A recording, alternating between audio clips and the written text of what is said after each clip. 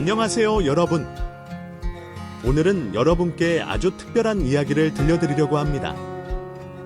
어린 시절부터 눈물로 가득 찬 인생을 살아왔지만 희망을 잃지 않았던 40세의 엄마 김영애 씨의 이야기입니다. 혹시 지금 힘들고 지쳐 있다면 이 이야기가 여러분의 마음에 작은 등불이 되어줄지도 모릅니다. 안녕하세요. 저는 두 아이를 키우고 있는 40대 주부 김영희입니다. 사연 읽어주시는 분 목소리가 좋아서 종종 집안일 할 때 라디오 대신 듣고 있는데요.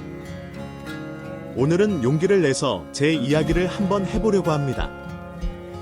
여기 사연 보낸 수능 분들 못지않게 저 역시 나름 파란만장한 삶을 살아왔거든요. 우선 저는 보육원 출신입니다.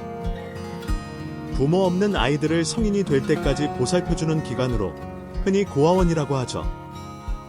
거기엔 태어나자마자 버려져서 부모 얼굴조차 모르는 아이들부터 돌아오지 않는 친부모를 기다리는 아이들, 부모가 싫어서 도망친 아이들 등 정말 많은 아이들이 모여 살았어요. 저 같은 경우는 좀 늦게 들어온 케이스였는데요. 그래도 엄마가 저를 10살 때까지 혼자 아등바등하며 키워주셨거든요. 아빠 얼굴은 한 번도 본 적이 없었어요. 그냥 태어났을 때부터 제 옆엔 엄마뿐이었고 자연스럽게 아빠 없이 자랐던 것 같습니다. 엄마는 여자 혼자 몸으로 저를 키우기 위해 정말 열심히 일하셨어요. 시장 나물 장사부터 남의 집 식모살이, 식당 설거지 일 등등. 가끔 술 드시면 난 너 키우려고 몸 파는 일 빼곤 다 해봤어. 근데 이 박복한 팔자 앞엔 어쩔 수가 없나 보다. 왜 이래도 이 놈의 가난은 떠나질 않나 하며 울기도 하셨죠. 그런 엄마를 보면서 어린 나이에도 일찍 철이 들었던 것 같아요. 학교고 뭐고 빨리 어른이 돼서 돈을 벌고 싶었어요. 그래서 엄마를 하루라도 쉬게 해주고 싶었습니다. 하지만 엄마는 제가 어른이 되는 걸 기다리는 게 너무 힘들었나 봐요. 새해 들어 살던 지하방에서 월세가 6개월치 넘게 밀려 결국 집주인에게 쫓겨났던 날이었죠. 엄마는 저를 데리고 버스를 탄 뒤 아주 멀리 갔어요. 제가 건마, 어디가? 라고 묻자 맛있는 거 먹으러 간다고 대답하셨죠. 저희가 도착한 곳은 중국집이었어요. 그리고 제가 아무리 졸라도 절대 사주지 않던 짜장면과 군만두를 사주셨죠. 어린 마음에 이게 웬 떡이냐 하고 허겁지겁 먹었던 것 같아요. 그때 그 짜장면 맛은 아직도 잊을 수가 없어요. 엄마는 본인은 시키지도 않고 제가 먹는 걸 그냥 물끄러미 바라보기만 했습니다. 제가 손마도 먹어 하고 권해도 아니야. 너 다 먹어. 엄마는 배고프지 않다는 소리만 하셨죠. 그리고 엄마는 제 손을 잡고 또다시 버스를 탔어요. 날이 저물어 컴컴해질 때쯤 엄마는 버스에서 내려 저를 어떤 커다란 건물 앞으로 데려갔습니다. 그리고는 경희야, 엄마 배가 너무 아파서 잠깐 화장실 갔다 올 테니까 여기 안전한 데 있어. 알았지? 라고 말했습니다. 저는 너무 무서웠어요. 그래서 엄마, 나도 가. 하고 엄마를 붙잡았습니다. 하지만 엄마는 무서운 얼굴로 단대. 여기서 꼼짝 말고 기다려. 엄마가 안 오면 여기 안으로 들어가서 기다리고 있어. 알았지? 라고 대답한 뒤 그대로 떠나버렸습니다. 저는 한참 동안 엄마를 기다렸어요. 새벽이 지나 날이 밝고 마침내 그 건물 안에서 어른들이 나와서 저를 발견할 때까지요. 눈치채신 분들도 있겠지만 엄마가 저를 두고 간 곳은 보육원이었어요. 이름이 뭐냐? 몇 살이냐? 엄마는 어디 있냐? 묻는 보육원 선생님들 앞에서 아무 말도 못하고 그냥 엉엉 울기만 했네요. 10살, 어린 나이였지만 그렇다고 엄마가 자기를 버렸다는 것도 모를 만큼 마냥 어린 나이는 아니었으니까요. 직감적으로 엄마가 다신 돌아오지 않을 거라는 걸 깨달았던 것 같습니다. 보육원에서 전 그렇게 인기 있는 아이는 아니었어요. 보육원에서 아이를 입양하는 분들은 참 좋은 분들이잖아요. 그런데 우습게도 그분들은 아이를 고를 때 펫샵에서 강아지 고르듯 골라요. 나이가 더 어릴수록 얼굴이 더 예쁘고 성격이 밝을수록 빨리 입양됐죠. 어느 정도 나이도 있었던 데다가 애교도 없고 어둡기만 했던 저는 당연히 그 누구도 원하지 않았습니다. 그렇게 보육원에서 성인이 될 때까지 살았죠. 그래도 다행인 게 있다면 보육원 친구들도 선생님들도 모두 좋은 분들이었다는 거였어요. 보육원 형편이 좋지 않아서 맛있고 기름진 음식을 배불리 먹으며 살진 못했지만 그래도 엄마랑 살 때처럼 굶지는 않았어요. 보육원 원장이 아이들을 때리거나 학대하는 경우도 비일비재하다는데 저희 보육원은 그런 일도 없었죠. 원장님은 저를 딸처럼 늘 친근하게 대해주셔서 참 다행이었습니다. 하지만 그렇다고 해서 보육원 원장님이나 선생님들이 제 부모는 아니었으니까요. 그분들이 아무리 친절하게 대해줘도 제 가슴 속에 뻥 뚫린 구멍을 메워주진 못했어요. 늘 허전하고 어딘지 허했어요. 가족, 다른 사람도 아닌 나를 낳아준 엄마에게 버림받았다는 사실을 떠올릴 때마다 죽고만 싶었죠. 그래서 엄마에 대한 기억이 떠오를 때마다 머릿속에서 지워버리려고 노력했습니다. 자식을 버린 그런 여자는 엄마도 아니야. 다 잊자. 잊어. 난 엄마도 아빠도 없는 거야. 그렇게 혼자 되뇌이며 울다 잠들던 밤이 얼마나 많았던지요. 성인이 되어 자립지원금을 받고 보육원을 나온 뒤에도 저의 고단한 삶은 끝나지 않았어요. 오히려 이젠 저 스스로 벌어먹고 살아야 했으니 더 힘들어졌죠. 변변한 기술도 학력도 없는 제가 할 수 있는 일은 많지 않았어요. 결국 저도 엄마의 뒤를 이어 남의 집 식모살이를 하게 됐죠. 그 일만큼은 죽어도 하고 싶지 않았지만 어쩌겠어요. 어릴 때 보고 배운 게 엄마가 식모살이를 하던 것밖에 없는데 게다가 성격이 워낙 내성적이고 소심해서 사람을 상대로 하는 장사나 식당 일 같은 건 영 체질에 안 맞더라고요. 다행히 외국계 회사에 다니는 마음씨 좋은 주인 부부를 만나 좀 편하게 일할 수 있었습니다. 숙식 제공은 안 돼서 따로 고시원에서 살아야 했지만 보수도 좋고 일도 어렵지 않아 꽤 오래 일했어요. 그날도 출근해서 평소처럼 집을 치우고 반찬을 만드는데 갑자기 초인종 소리가 울리더군요. 주인 부부는 이미 출근해서 없을 때라 택배기사인가 싶었죠. 가만히 있으면 문 앞에 두고 갈 거라 생각했는데 웬걸 딩동딩동 초인종이 계속 울리는 거예요. 결국 저는 인터폰을 켜고 대문 밖을 확인했습니다. 그러자 웬 남자 얼굴이 보이더라고요. 전 잔뜩 경계한 채로 누구세요? 하고 물었습니다. 그러자 남자가 짜장면 배달원인데요. 평소 그릇을 밖에 내놔주셔서 가져왔는데 오늘은 안 보였어요 하더군요.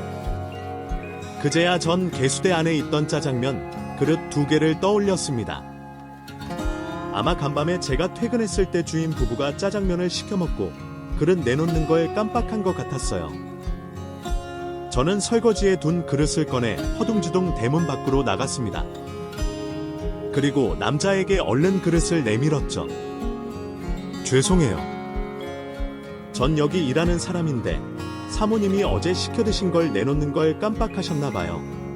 제 사과에 남자는 말없이 빤히 저를 바라보기만 했어요.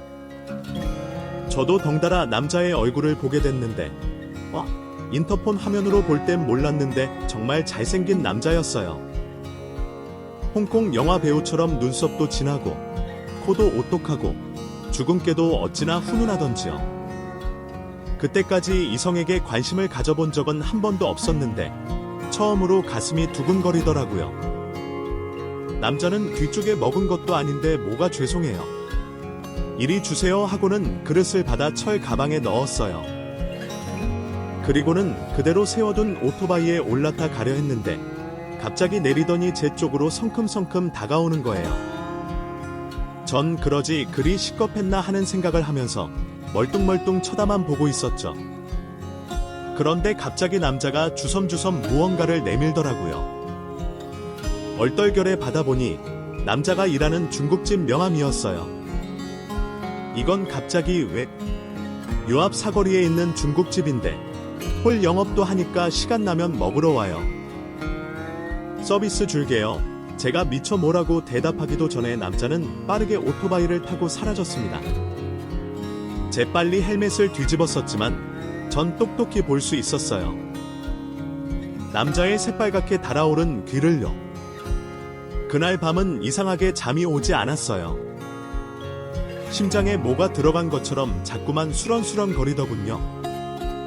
남자가 준 명함만 밤새도록 들여다보던 저는 망설이다가 결국 주말에 그 중국집으로 찾아갔습니다. 직원용 테이블에 앉아있던 남자는 저를 보자마자 벌떡 일어났어요. 그리고는 왔어요. 먹을래? 짜장면 하고 물었죠. 저는 냉큼 그러겠다고 고개를 끄덕였어요. 그러자 곧상 위에 짜장면에 탕수육, 잡채, 꽃빵에 별별 음식들이 잔뜩 차려졌습니다. 전 당황해서 제가 시킨 건 짜장면밖에 없는데 하고 말했어요. 그러자 남자는 무뚝뚝하게 서비스 준다고 했잖아요 하더군요. 황당했습니다. 중국집 서비스라고 하면 기껏해야 군만두 정도지 누가 짜장면보다 비싼 요리를 잔뜩 내주나요? 제가 무슨 서비스가 너무 많아요. 저 다 못 먹어요 라고 말했어요.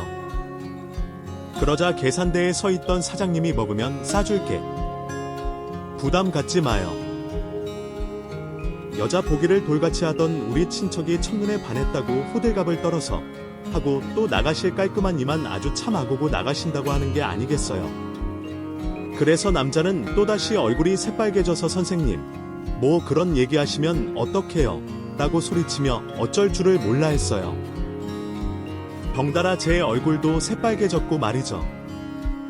어찌나 창피하고 당황스러웠는지 꽤 맛있는 중국집 음식들이 입으로 들어가는지 코로 들어가는지도 몰랐던 것 같아요. 하지만 실은 기분은 아니었어요. 오히려 설레고 좋은 쪽이었죠. 그래서 연락처를 묻는 남자에게 못 이긴 척 핸드폰 번호를 알려줬고요. 내일 시간 되냐는 남자의 말에 냉큼 고개를 끄덕였습니다. 그러자 남자는 같이 영화 보자고 하더라고요.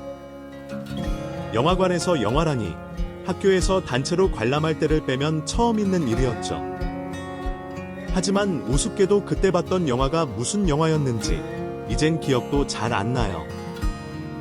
왜냐하면 커다란 스크린에서 재생되는 영화보다 내 옆에 앉아있는 남자에게 온 신경이 쏠려 있었거든요. 그건 아마 그 남자도 마찬가지였겠지요. 그렇게 저희는 몇 번 더 만나 영화를 보고 같이 밥도 먹고 커피도 마시면서 자연스럽게 연인 관계로 발전했습니다. 반년 뒤엔 혼인신고만 하고 같이 살기 시작했죠. 결혼식을 올린 건 아니지만 정식으로 부부가 된 거였어요. 빠르다면 빠른 결혼이었죠. 첫 남자친구가 그대로 평생을 함께할 짝이 된 거니까요. 보육원에서 함께 자란 친구들이 너무 빠른 거 아니냐 하면서 걱정할 정도였습니다. 하지만 저는 되도록 빨리 가정을 꾸리고 싶었어요. 남편, 박민수 씨가 알면 알수록 너무 성실하고 착한 사람이라는 이유도 있었지만 무엇보다 더는 외롭게 살고 싶지 않다는 바람이 간절했어요. 엄마는 나를 버렸지만 나는 보란듯이 가정을 꾸려낸 남편, 내 아이와 함께 행복하게 살아야지 하는 마음도 있었던 것 같아요.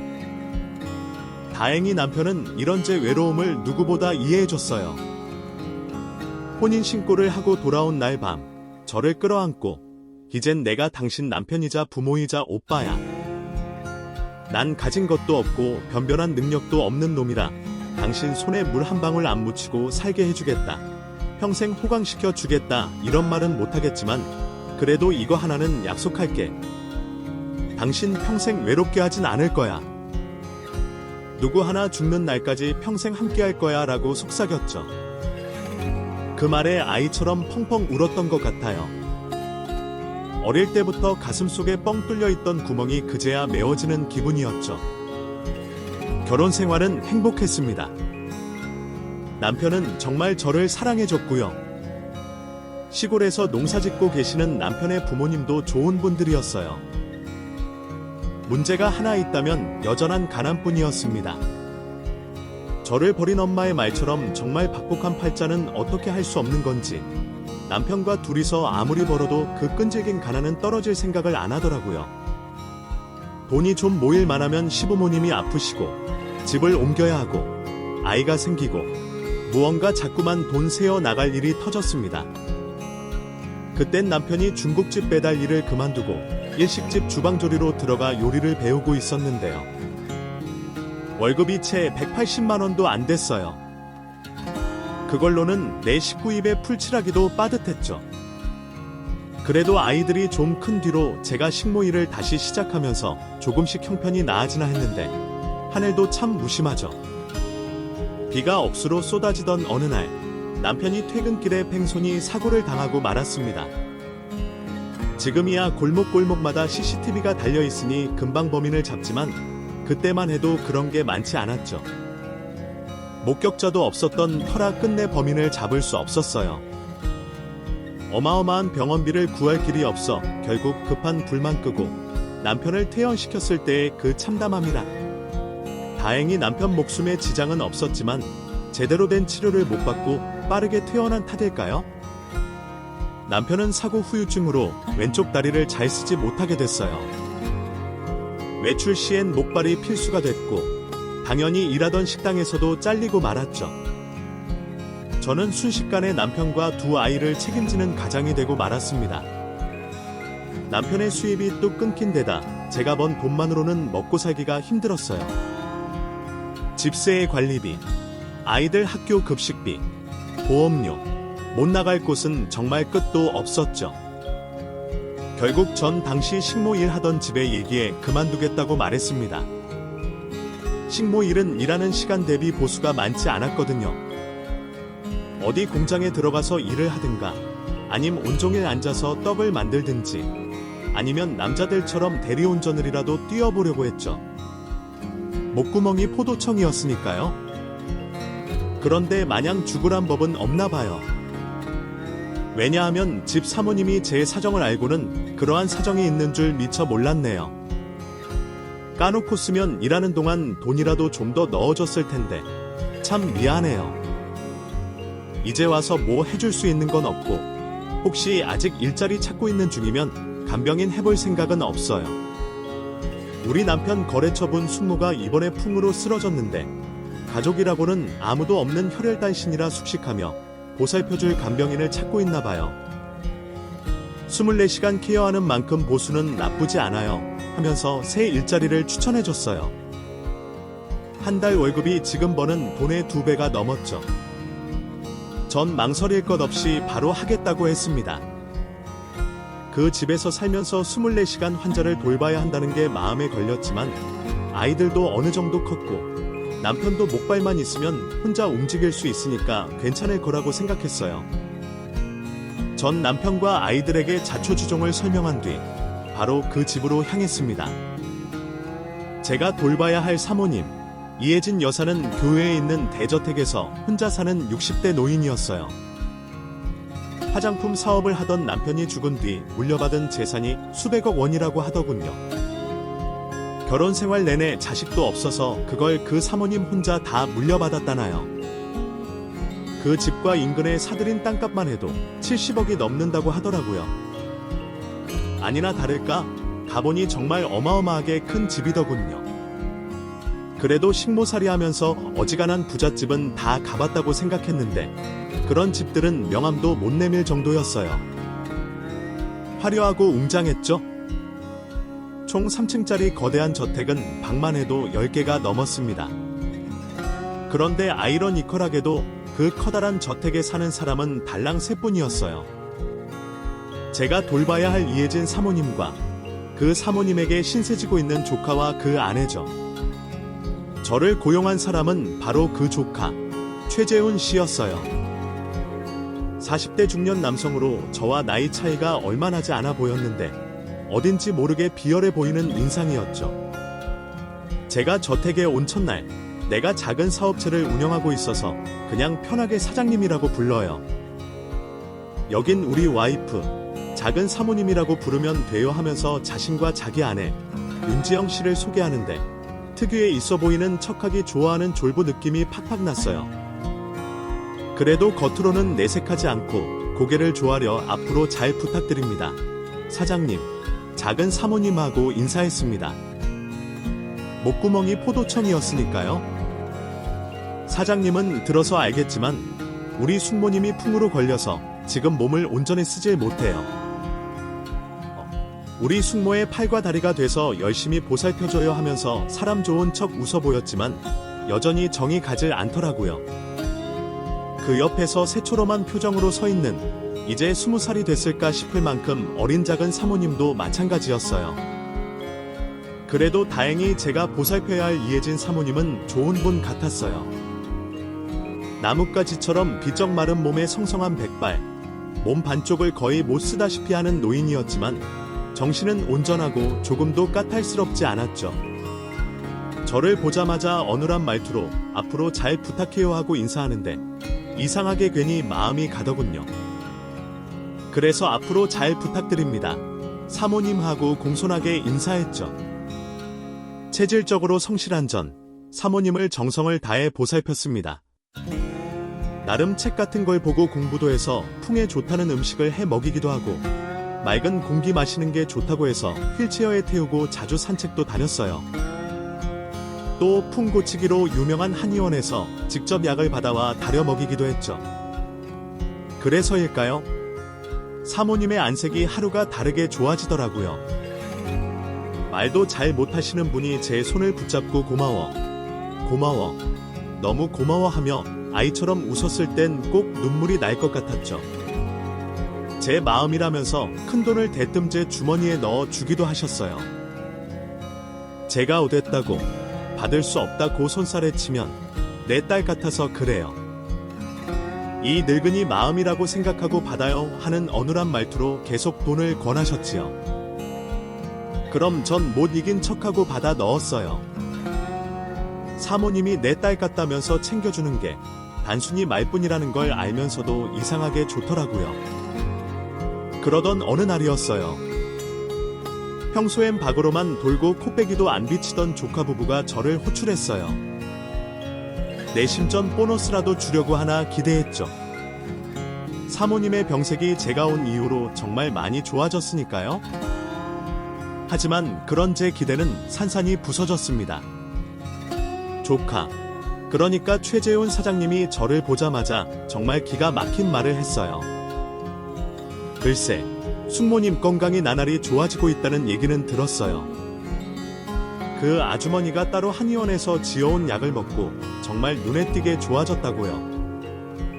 근데 그 약은 그만 먹였으면 해요. 저는 이해가 가지 않았어요. 내가 이상한 약을 먹인다고 오해하는 건가 싶었죠. 그래서 저는 사장님에게 이상한 약 아니에요. 그 한의원에서 한의사님이 직접 지어준 약이고요. 연예인들이나 국회의원들도 거기서 많이 약 지어다 먹는다고 했어요. 텔레비전에도 나온 적이 있고. 의심스러우시면 사장님이 저랑 같이 그 한의원 한번 가도 돼요 하고 말했습니다. 그러자 사장님의 표정이 더욱 곤혹스러워졌어요. 사장님은 꼭 그럴 필요는 없고 아무튼 그 약은 이제 먹이지 마세요. 전 분명히 말했습니다 하더군요. 옆에 있던 사장님의 아내, 그러니까 윤지영 작은 사모님도 계속 먹이면 해고인 줄 아세요. 그만하세요 하며 저를 못마땅한 눈길로 쏘아봤어요. 전 도무지 이해가 가지 않았어요. 고맙다고 인사하지 못할 망정 왜 원수 취급하듯 못되게 구는 건지 있는 사람들은 다 저러나 싶었죠. 그 의문은 저택에서 일하던 가사도우미 아주머니 박순자 씨를 통해 해결할 수 있었습니다. 아주머니 보기에 제가 많이 답답했던가 봐요. 그 나이 먹고 순진하긴 딱 보면 모르겠어요. 여기 조카 부부가 큰 사모님 재산 노리고 들어앉은 거잖아. 그 사모님이 위원장의 전 재산 다 자기한테 물려준다. 그렇게 쓰길 바래서 옆에서 얼마나 한량반기를 뀌는데 이미 재산 반쯤은 그 부부한테 물려준다고 했을걸. 그 사장님이 사업엔 원체 소질이 없어서 하는 거 마다 망해먹기로 유명해. 작은 사모님은 또 얼마나 사치가 심한데. 아마 앞으로 비즈니스 더 망할걸. 그러니 내색은 못해도 사모님이 얼른 죽길 바랄 텐데. 자, 내가 온 뒤로 사모님이 죽기는커녕 팔팔해진 이 얼마나 못마땅하겠어. 그제야 모든 상황이 이해가 갔어요. 조카 부부가 저를 고용한 건 사모님을 진정으로 위하는 게 아니라 돈을 노린 거짓된 연기였던 거예요. 그러자 문득 그 사모님이 가엾다는 생각이 들었습니다. 참 우습죠. 돈도 많아 없어서 여기까지 바빠온 제가 수백억 자산가인 노부인을 가엾게 여긴다는 게요. 하지만 측은지심이라는 게 어쩔 수가 없더라고요. 전 조카 부부의 경고에도 불구하고 계속해서 몰래 사모님에게 약을 먹였습니다. 약봉지를 그대로 갖고 집에 들어오면 걸릴 것 같아서 일일이 뜯어서 음료수병에 담아왔죠. 또 매일 열심히 풍에 좋다는 마사지도 해드리고 체조도 시켜드리고 조금이라도 나아지길 바라면서 최선을 다했던 것 같아요. 그런 제 정성이 통한 걸까요? 사모님의 건강 상태는 시간이 지날수록 눈에 띄게 좋아졌어요. 왕진 온 의사 선생님이 기적이라고 할 정도였죠. 조카 부부도 의사 선생님을 통해 이 사실을 알게 됐나 봐요. 바로 저를 따로 부르더군요. 가자마자 작은 사모님이 제 얼굴에 무언가를 던졌어요. 흰 봉투가 휙 열리면서 지폐 뭉치가 우수수 떨어지더군요. 작은 사모님은 탕진해봐. 이 돈 받고 탕진해라 하고 앙칼지게 소리쳤습니다. 사장님도 미안하지만 그만 나가줬으면 좋겠어요. 다른 간병인을 쓰려고 해요 하더군요. 저는 기가 막혔어요. 그래서 무슨 용기가 났는지 무슨 이유로 저를 해고하시는 거죠? 이거 부당해고 아닌가요? 노동청에 바로 신고할까요? 하고 따졌습니다. 작은 사모님은 부들부들 떨면서 이 못 베어 먹은 아줌마가 어디서 건방지게. 너 내가 누군 줄 알아? 누군 줄 아냐? 고하면서 손을 들어 올렸습니다. 그리고 그대로 저를 때리려고 했죠. 사장님은 그런 작은 사모님을 막아서면서 이러는 게 오히려 파고는 좀 맞지 않는 것 같아서 그래요. 퇴직금은 넉넉하게 줄 테니 오늘 바로 그만둬요라고 재차 말했습니다. 하지만 전 거기서 물러설 수 없었어요. 옳다구나 하고 관두면 사모님의 목숨이 위험해질 거라는 생각이 들었죠. 그래서 그래요. 과연 사모님도 그렇게 생각하실까요? 지금 바로 올라가서 사모님에게 물어볼게요.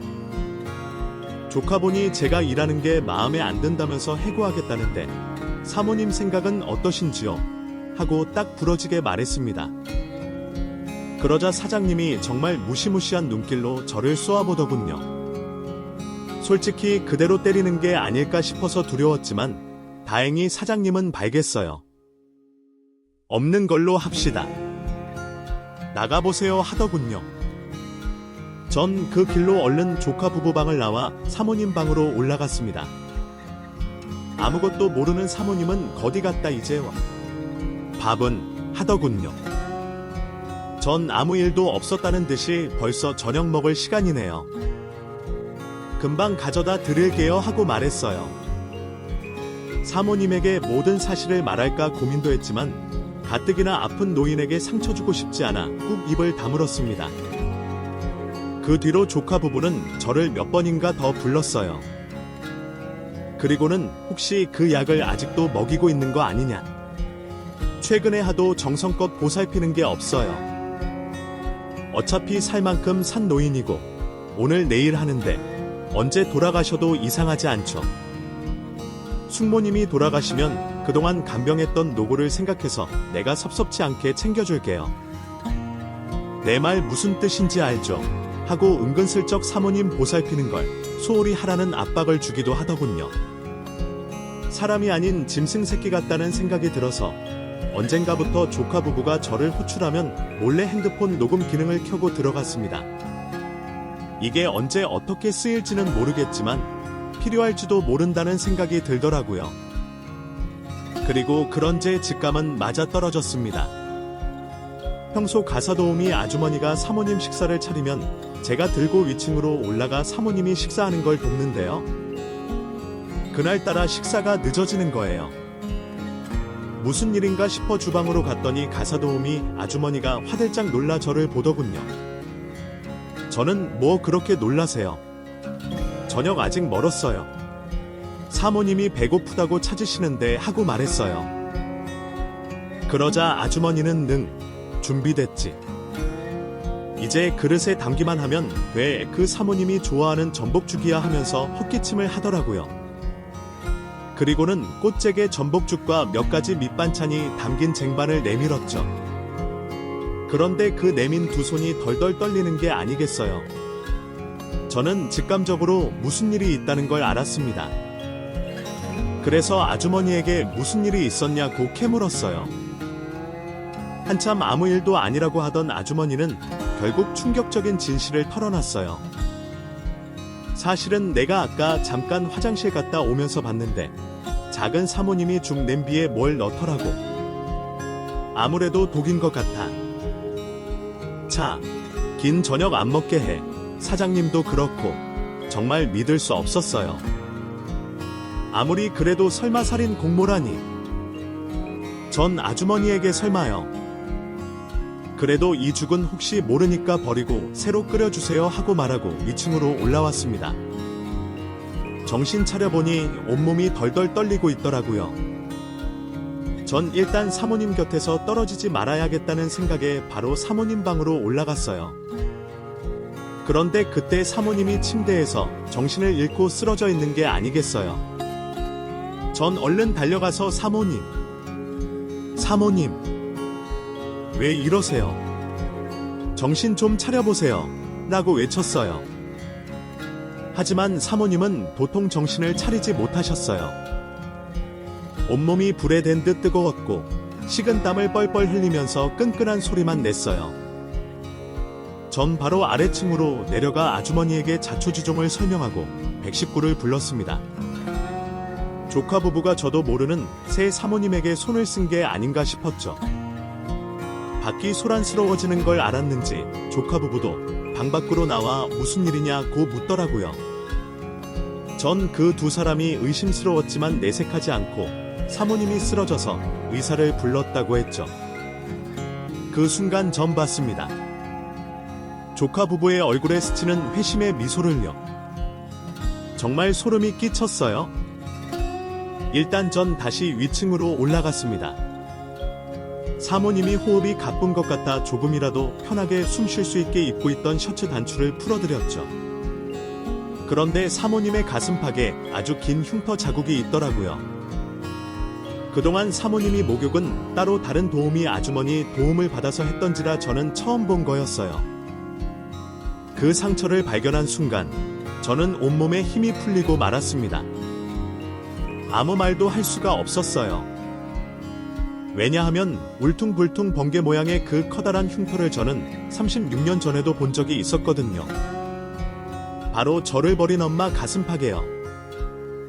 당시 엄마는 술에 취한 어떤 놈의 칼을 맞아 병원에 실려간 적이 있었어요. 다행히 생명에 지장은 없었지만 솜씨가 형편없는 의사를 만난 덕에 가슴에 큰 흉터가 생기고 말았죠. 아닐 거야. 그냥 흉터만 똑같은 거겠지. 사모님이 우리 엄마라니 이건 말도 안 되라고 부정해봐도 사모님의 얼굴 위로 자꾸만 엄마의 얼굴이 겹쳐 보였어요. 그렇게 정신없는 와중에 119가 도착했습니다. 전 구급대원들의 만류에도 불구하고 사모님을 따라 병원까지 함께 갔죠. 다행히 사모님의 병명은 단순 감기였어요. 조카 부부가 진짜 독약을 쓴 게 아닌가 했는데 갑작스럽게 날이 추워지면서 기운이 센 몸이 놀란 거더군요. 며칠 병원에서 경과를 지켜보고 괜찮아지면 퇴원해도 된다는 의사의 말을 들었을 땐 어찌나 안심이 되던지요. 그쯤 전 이미 가사도우미 아주머니를 통해 사모님의 이름과 생년월일을 확인한 상태였어요. 저를 버린 엄마의 이름과 나이와 정확히 일치했죠. 정신이 든 사모님은 제일 먼저 저부터 찾았어요. 그리고는 다이고 덕분에 살아났네. 고마워. 고마워하며 제 손을 붙잡고 눈물을 흘리셨어요. 제가 본인이 36년 전에 버린 딸이라는 걸 조금도 생각하지 못하는 것 같았어요. 하긴 이미 전 10살 꼬마 애가 아니라 40살 넘은 아줌마가 됐고 보육원에 들어가면서 이름도 바꿨으니까요. 못 알아볼 만도 했죠. 바로 사모님에게 모든 사실을 얘기할까 고민도 했습니다. 하지만 아직 저 스스로도 뭘 어떻게 하고 싶은 건지 모르겠어서 일단 입을 다물기로 했어요. 저를 버리고 이렇게 대저택을 가진 사모님이 되는 엄마가 밉기도 했고, 한편으로는 주변의 사람이라고는 자기 돈 뜯어먹으려고 하는 조카 부부밖에 없는 게 안쓰럽기도 했습니다. 어쨌든 전 사모님, 아니 엄마를 정성을 다해 돌봤어요. 병원에 한번 입원한 뒤로 기력이 예전 같지 않으셔서 삼계탕이니 홍삼이니 하는 보양식도 많이 챙겨 먹였죠. 조카 부부가 그런 저를 못 잡아먹어 안달이었지만 그냥 무시했습니다. 그러던 어느 날이었어요. 웬일로 조카 부부가 집에서 저녁을 먹겠다면서 일찍 들어온 날이었어요. 식탁에 앉아있는 두 사람에게 오셨어요 하고 인사하고는 평소처럼 사모님 목욕 후 밥을 가지고 위층으로 올라갔죠. 그런데 갑자기 아래층이 소란스러워지더니 조카 부부가 벌컥 방문을 열고 들어온 거예요. 그러더니 당신 지금 우리 숙모한테 뭐 먹이려고 하는 거야 하면서 사장님이 제가 손에 들고 있던 밥그릇을 엎어버렸어요. 놀란 저는 까 하고 비명을 질렀죠. 이게 갑자기 뭐 하시는 거예요 하고 제가 묻자 사장님은 기가 막히다는 듯 허드렁을 쳤어요. 그리고는 제 앞에 무언가를 던지면서 모르쇠로 나오냐. 눈이 있으면 이걸 봐. 이거 보고 독이잖아. 이게 지금 내 방 쓰레기통에서 나왔다고. 너 우리 숙모님 밥에 뭔 짓을 한 거야 하고 오래오래 고함을 치더군요. 사모님은 믿을 수 없다는 듯이 저를 쳐다보고 있었고요. 저는 모든 게 조카 부부의 계략이라는 걸 바로 눈치챘습니다. 그래서 제가 보고 독을 어디서 구해서 사모님 죽에 타요. 큰 사모님 돌아가시면 일자리 잃는 건 전데요.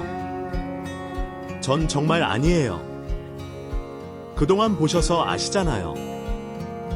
제가 사모님을 얼마나 정성껏 돌보는지 하고 침착하게 말했죠.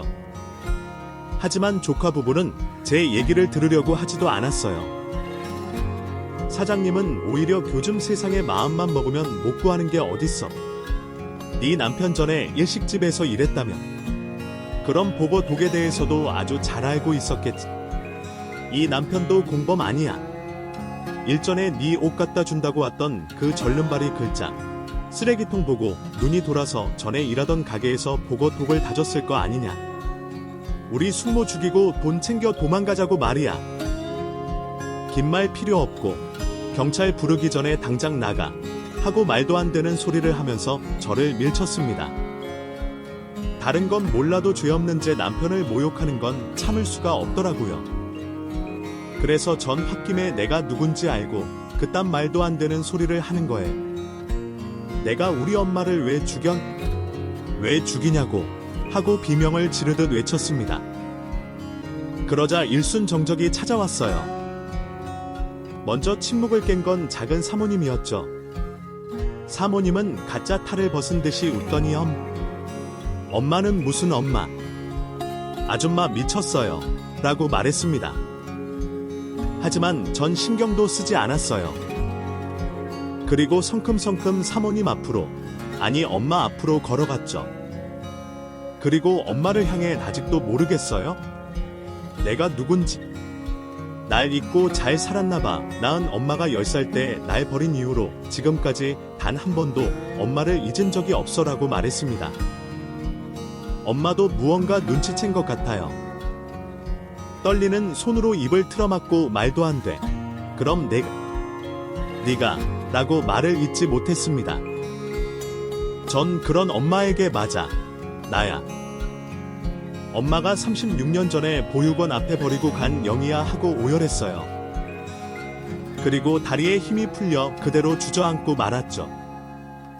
엄마도 그런 저를 따라 주저앉았어요. 그리고는 기듯이 다가와 저를 끌어안았습니다.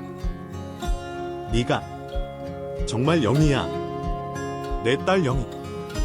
어디 얼굴 좀 보자.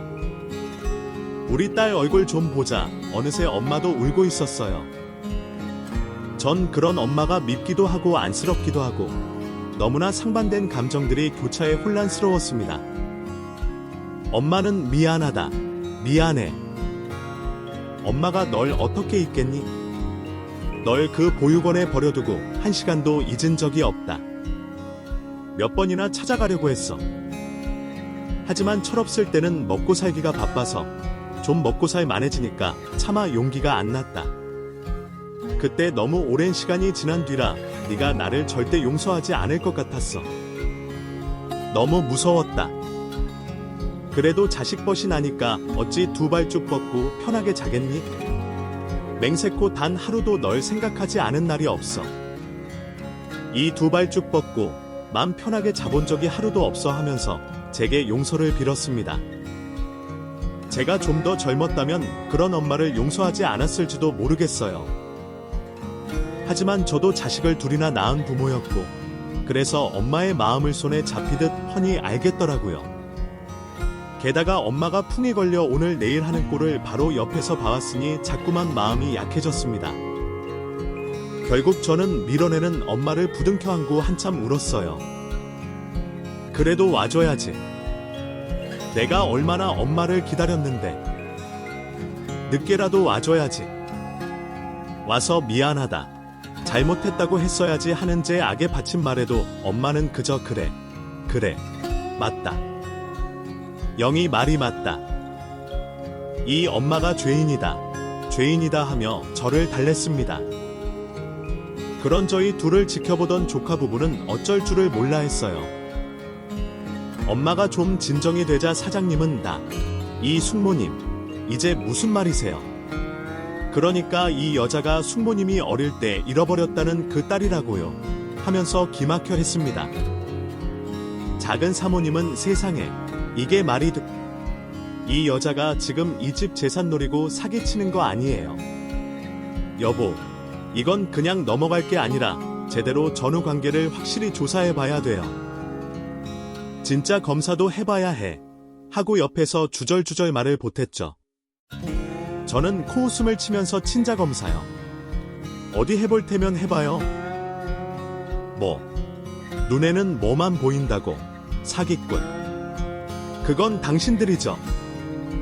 내가 우리 엄마를 보살피며 독을 먹여 죽이려고 해요. 그동안 우리 엄마 너무 정성껏 돌보지 말라고, 약도 먹이지 말라고 한 게 누군데요. 내가 그거 다 녹음해놨어요. 이거 가지고 어디 한번 경찰서에서 만나볼래요. 하고 말했습니다. 그러자 조카 부부의 얼굴이 하얗게 질리더군요.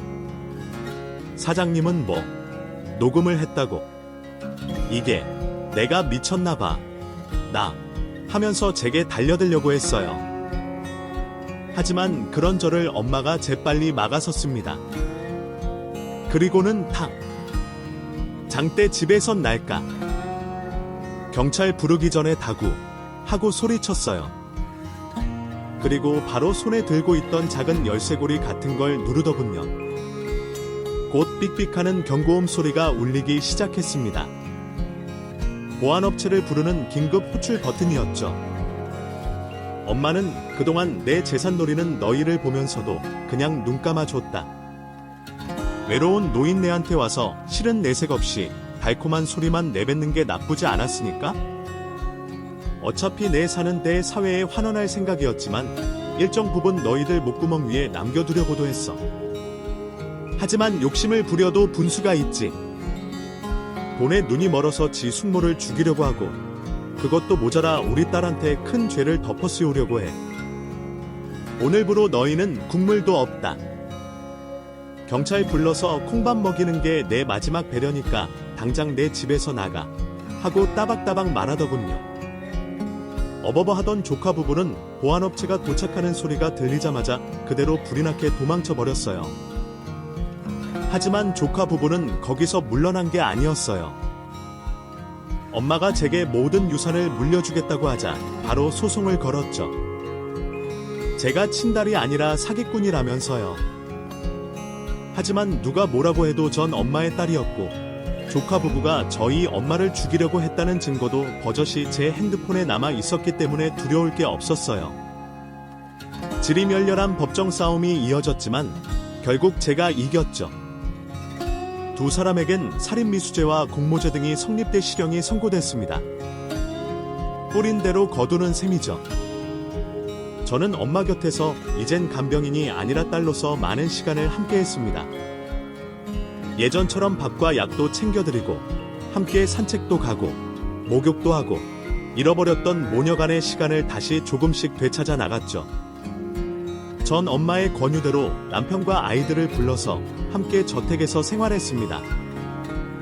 처음엔 어색해하던 남편도 꽃 정무님, 장군님 하면서 넉살을 부리고 아이들도 잘 따르더라고요. 병색이 완연하던 엄마의 얼굴엔 어느새 웃음꽃이 가득 피었죠. 엄마의 병도 나날이 좋아졌습니다. 품은 완전히 나아서 거동이 좀 힘들긴 했지만 혼자서 식사도 잘하시고 몸도 잘 가누셨어요. 아마 수십 년간 버려뒀던 딸을 위해 마지막 힘을 다 쥐어짠 게 아닐까 싶어요.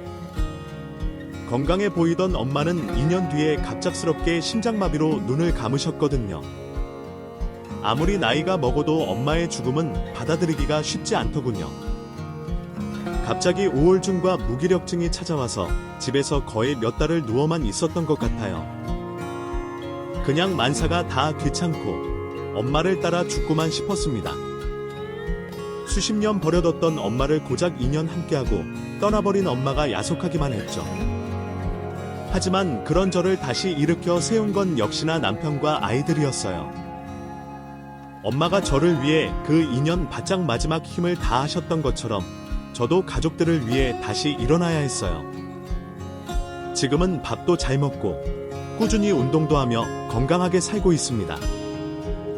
경제적으로도 많이 여유로워졌어요. 엄마가 저희 가족을 위해서 적지 않은 재산을 남겨주고 가셨거든요. 그 돈으로 남편과 작은 일식집을 차려서 열심히 운영하고 있고요. 남은 돈은 아이들의 미래를 위해 자산 전문가에게 맡겨 열심히 이런저런 분야에 투자하고 있습니다. 그 누가 알았을까요? 제가 36년 전에 사라진 엄마를 다시 만나 이렇게 인생 역전을 하게 될 줄이야. 정말 어디서 어떻게 풀릴지 모르는 게 인생인 것 같아요. 그러니 지금 힘든 시간을 보내고 있는 분들도 포기하지 말고 버텨주시면 좋겠습니다. 긴 얘기 들어주셔서 감사합니다. 모두 항상 행복하세요. 오늘 이야기를 끝까지 들어주셔서 감사합니다. 우리 모두는 마음속에 크고 작은 상처를 안고 살아가죠. 이 이야기가 여러분께 위로가 되었길 바랍니다. 만약 이 영상이 마음에 와닿았다면 좋아요와 구독, 그리고 주변에 공유해주세요. 다음 이야기에서 다시 만나요.